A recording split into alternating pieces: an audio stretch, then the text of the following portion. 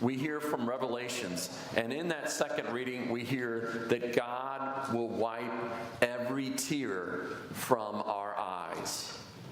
God will wipe every tear from our eyes. And I was thinking about that, and I find that really powerful. We often hear that line at funerals, and that I hear it numerous times, and I find that revelation to be so true. Have you ever had someone wipe the tears from your eyes? Have you ever had that? Someone do that for you? It's fitting that today is Mother's Day because my mom was the one who wiped my tears from my eyes. I remember her doing that very early on. And I remember how powerful that was, how intimate that was, and how when my mom did that, I felt that someone really was listening to me and really cared. And I felt better, so much better, when she did that. And I felt, most importantly, what I was seeking. I found that it was going to be all right.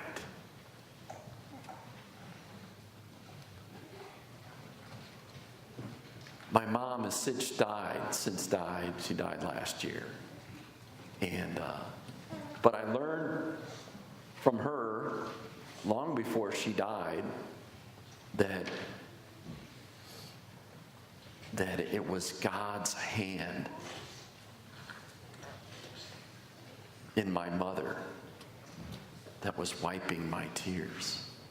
That God is really the one who wipes our tears. And that although human people fail us, God will not fail us. And it's going to be all right. That's the most important thing I was searching for. And I learned to put my trust in God.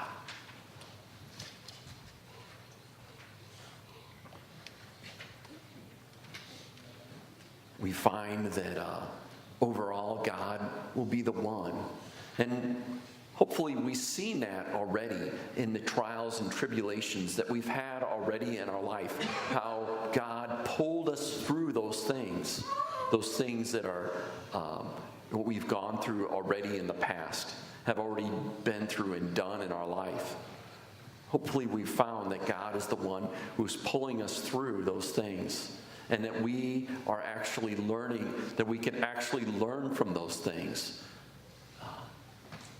Even when it's not God's plan, when somebody betrays us in our life, God can bring us through new life. We can learn something new and grow. I know right now we are going through trials and tribulations, aren't we? Some greater than others in our life. It never ceases, right?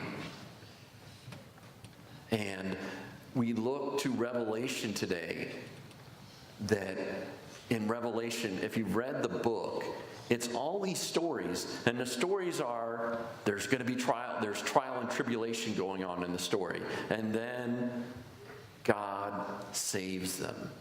And then we go back to there's these trials and tribulations, and God saves them. The overarching theme of Revelation is that God, in the end, is going to save us. In my depression, one of the things that was a part of my depression is that doubt. I didn't believe that it was going to be okay. And that really made me hopeless. And I found, coming out the other side, I found a joy in knowing and discovering that God was always going to be there for me, and that He was going to pull me through it. that I was actually going to learn something. I learned that most powerful thing, that no matter what, God is going to take care of us, take care of me, as I discovered. So we can find that in prayer. We can find, when we turn to prayer, we can discover that God is with us, that God listens and cares, and that God is going to promise new life, even in death, as you've heard me say before. New life. And the challenge is, are we willing to be people who wipe the tears from others' eyes? Will we be willing to be God's hands now in this world? Can we do that right now for our children?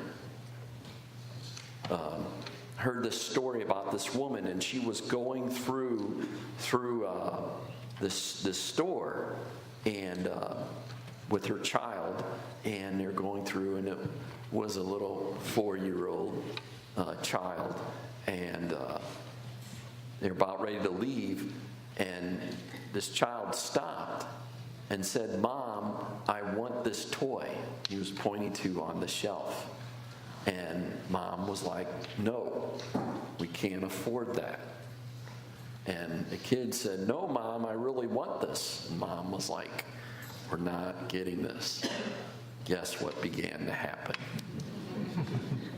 The child started crying and throwing a tantrum, throwing himself on the ground. You parents know these things, don't you? You've experienced this before. And it's so embarrassing because you're out in public. Oh. But you know what that mother did? That mother sat down, picked up her child, and held her child, and let him cry.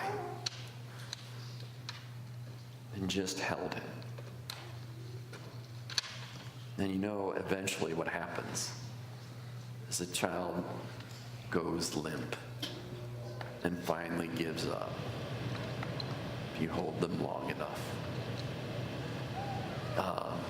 Notice that she didn't punish her child, nor did she give in to her child.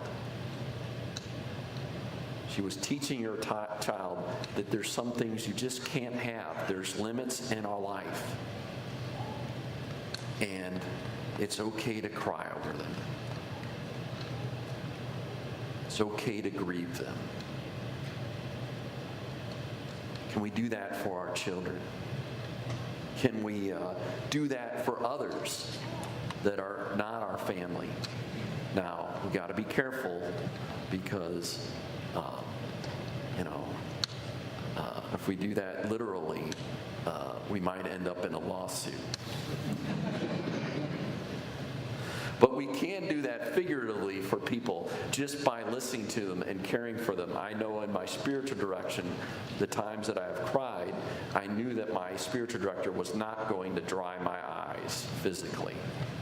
But she did for me, she did dry my eyes figuratively by just being with me, even crying with me at times. Can we do that for others? I'll be leaving in a month, as you all know, and I know tears are going to come for me. And you don't see me cry much because when I cry ugly. So that's the reason why you don't see me cry. But I know my friends are going to be there for me. And friends have already been there for me. And I want to be a comfort to you. And I know that some of us may be sad or scared. And I want you to know that it's going to be all right. God will pull us through, as he always does.